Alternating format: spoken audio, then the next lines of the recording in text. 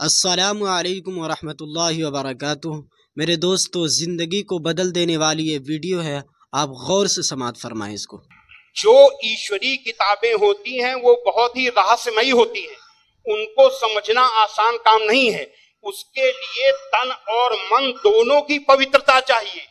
केवल शरीर नहाया धोया ना हो, केवल शरीर की को पाक करने की ही केवल जरूरत नहीं है, मन को भी पाक करने की जरूरत है। जब शरीर और मन से पाक होकर के आप देखेंगे तो उसका रहस्य समझ में आएगा, आपकी हर समस्या का हल कुरान मजीद में मिल जाएगा।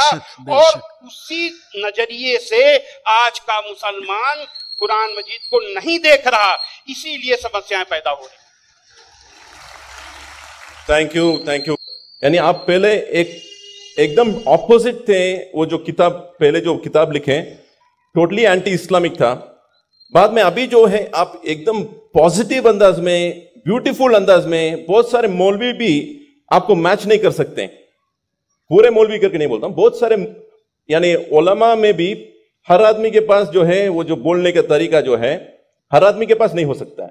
तो उस अंदाज में आप जो बोल रहे हैं बहुत डीप स्टडी करते हुए आप लोगों के सामने आ रहे हैं। तो व्हाट इज द ट्रांजिशन? जबरदस्त मोटिवेशनल वीडियो है। पूर्णमदः पूर्णमिदं पूर्णात् पूर्णमुदच्यते पूर्णस्य पूर्णमादाय पूर्णमेवावशिष्यते। ओम शांति शांति शांति। आज हमारी तकरीर खत्म है, आज हमारी तकरीर नहीं होगी। दैनिक जागरण बहुत मशहूर, सबसे ज्यादा आपको यही वीडियो सुनना। उसमें एक लेख छपा था, दंगे क्यों होते हैं। बल्लाज मधोक, जो बुजुर्ग लोग हैं उनको जानते होंगे, बल्लाज मधोक को, उन्होंने एक लेख लिखा था और कुरान मजीद की कुछ आयतें दी थी। तो वो आयतें देखने के लिए कि क्या वास्तव में सही है कि नहीं, मैं इलाहाबाद में एक दुकान में गया और मौलाना फतेह मोहम्मद खान साहिब जालंधरी और मौलाना अब्दुल पारिक साहब की हिंदी का अनुवाद ले आया और उसमें हमने देखा तो वो कुरान मजीद की वो आयत वैसे ही मौजूद थी। तो मुझे लगा कि ये बात सही है और मैंने किताब लिखी, इस्लामिक आतंकवाद का इतिहास। बाला साहब ठाकरे को बहुत पसंद आई, उन्होंने उसका अंग्रेजी ट्रांसलेशन कराया, the history of Islamic terrorism के नाम से। बाद में एक सज्जन ने, अब मैं वहां आ रहा हूं कि मेरा सोच कैसे बदला। मुंबई के एक व्यापारी ने मुझसे कहा कि स्वामी जी, आप जो काम कर रहे हो उसमें फंड की जरूरत है, फंड आपको नहीं मिल रहे, आप ऐसा करिए किताब इस्लाम पर लिखिए अमेरिका के लिए, कि वास्तव में इस्लाम से अमेरिका को खतरा है, तो आपको अच्छा खासा आपको वहां से रॉयल्टी मिलेगी, आपके सारे काम चल जाएंगे। लेकिन वो बड़ी किताब होनी चाहिए।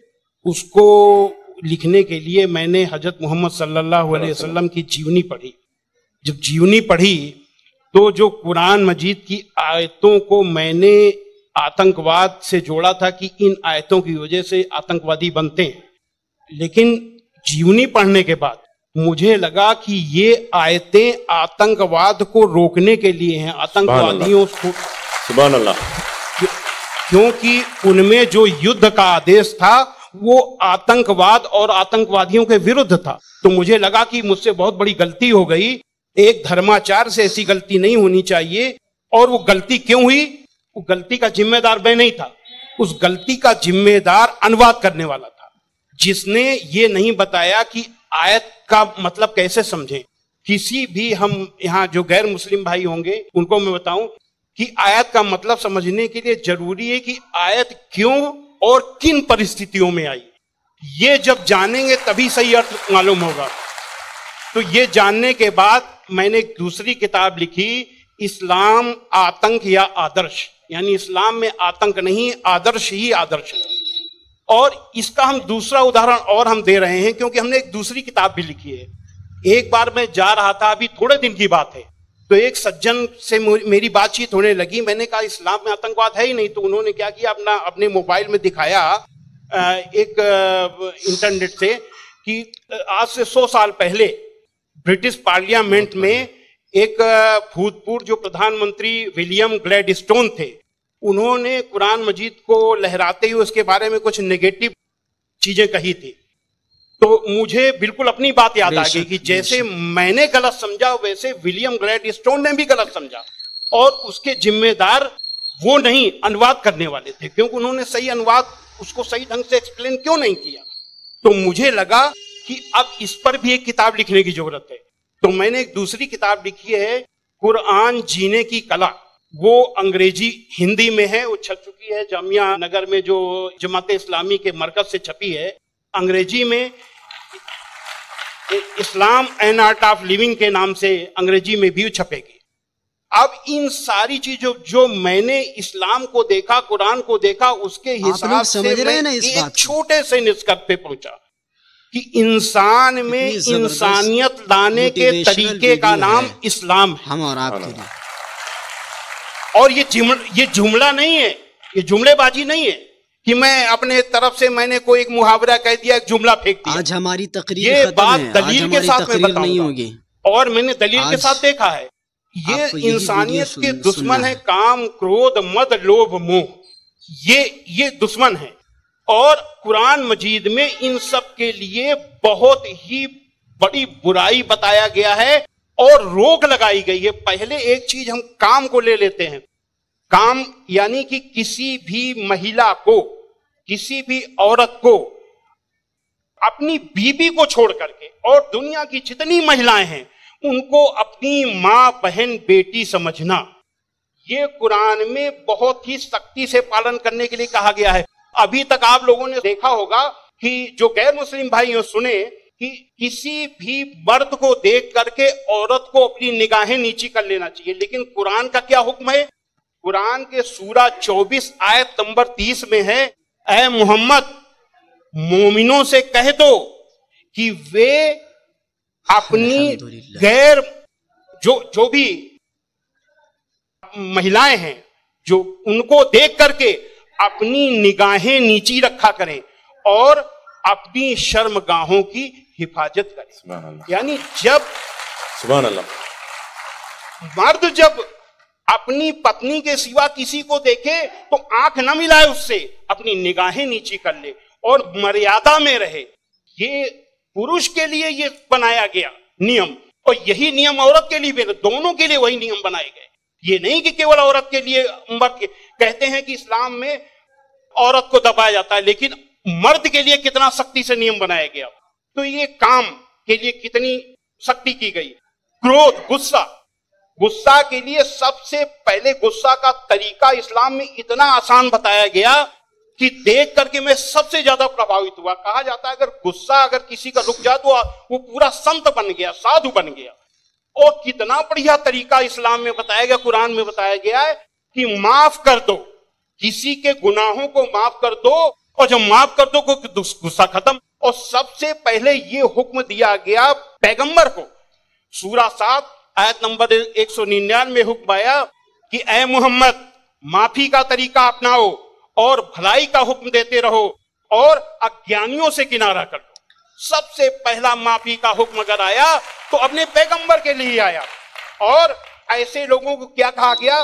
सूरा 3 आयत नंबर 134 में अल्लाह का हुक्म है कि जो लोग तंगी और खुशहाली की हर हालत में अच्छे से अच्छा काम करते हैं और गुस्से को रोकते हैं और लोगों के गुनाहों को माफ करते हैं, तो अल्लाह ऐसे लोगों को पसंद करता है जो ऐसे अच्छा से अच्छा काम करते हैं। हजरत मोहम्मद सल्लल्लाहु अलैहि वसल्लम पर कुरान उतरने के बाद आपके दिल में उतर गई, दिल में उतरने के बाद आपके कर्मों में उतर गई। आपके एक एक कर्म कुरान में अल्लाह के हुक्म के अनुसार हुआ करते थे। आपने पहले खुद अपने आचरण में लिया, अपने अखलाक में लिया, तब दूसरों को बताया। फतेह मक्का के दिन वो अबू सुफियान जो आपके खिलाफ मक्का की एक एक लड़ाई में आपका के खिलाफ नेतृत्व करते थे, जब वो सामने पड़े फतेह मक्का के दिन, तो हजरत मोहम्मद सल्लल्लाहु अलैहि वसल्लम ने कहा कि आज अबू सुफियान को माफी, और जो अबू सुफियान के घर में दाखिल हो जाए उसे भी माफी। आज जो अपने घर के दरवाजे बंद कर ले उसे माफी, जो मस्जिद में चला जाए उसे भी माफी। अब आप सोचिए, जिस मक्का में कदम कदम पे आपका विरोध था, कदम कदम पे आपके रास्ते पे रोड़े अटकाए गए, और जो 10,000 लोगों की फौज के साथ आप जब पहुंचे तो किसकी हिम्मत थी कि सामने होता? सारे के सारे आज हमारी लोग छिप तकरीर गए। खत्म है, जब आज हज़रत हमारी मोहम्मद तकरीर नहीं सल्लल्लाहु अलैहि होगी। वसल्लम ने देखा कि आज कोई नहीं दिखाई दे रहा, आपको यही तो वीडियो बहाना सुनना बनाया है। माफी देने का। ये बहाना क्या बनाया कि जो यहाँ चला छुप जाए उसे माफी, जो वहां छुप जाए उसे माफी, जो वहां छुप जाए उसे भी माफी, यानी किसी न किसी बहाने सबको माफी, माफी, माफी और माफी। माशाल्लाह माशाल्लाह। स्वामी जी, आपको रोकना मेरे दिल में क्या है, ख्वाहिश तो नहीं है, मगर मैं पैनल डिस्कशन कंडक्ट कर रहा हूं अभी, इसलिए आपसे एक सवाल भी मैं करूंगा। मैं समझ रहा हूं आपके जो रिसर्च बहुत डीप है, फिर भी एक सवाल मैं आपसे पूछना चाहूंगा। अभी आपको ये रिसर्च होने के बाद क्या आपको ये लग रहा है कि मुसलमान जो आजकल के बहुत सारे मुसलमान जो है वो खुद जितना आपने रिसर्च किए अक्सर लोग रिसर्च नहीं करें, क्या ये एक वजह हो सकता है? मेरे हिसाब से मैंने जो भी मसाइल यानी समस्याएं दुनिया में देखी हैं, उन सारी समस्याओं का पॉजिटिव हल कुरान मजीद में मौजूद है। बस देखने की जरूरत है। जो ईश्वरी किताबें होती हैं वो बहुत ही रहस्यमयी होती हैं, उनको समझना आसान काम नहीं है। उसके लिए तन और मन दोनों की पवित्रता चाहिए। केवल शरीर नहाया धोया ना हो, केवल शरीर की को पाक करने की ही केवल जरूरत नहीं है, मन को भी पाक करने की जरूरत है। जब शरीर और मन से पाक होकर के आप देखेंगे तो उसका रहस्य समझ में आएगा, आपकी हर समस्या का हल कुरान मजीद में मिल जाएगा। और उसी नजरिए से आज का मुसलमान कुरान मजीद को नहीं देख रहा, इसीलिए समस्याएं पैदा हो रही।